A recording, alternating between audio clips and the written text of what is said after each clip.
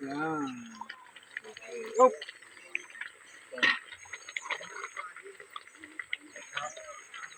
Ano na? Kuwari ko ito eh, malambo.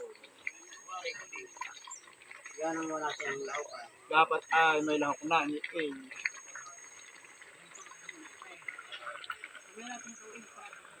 Marami talaga ipapabuhat.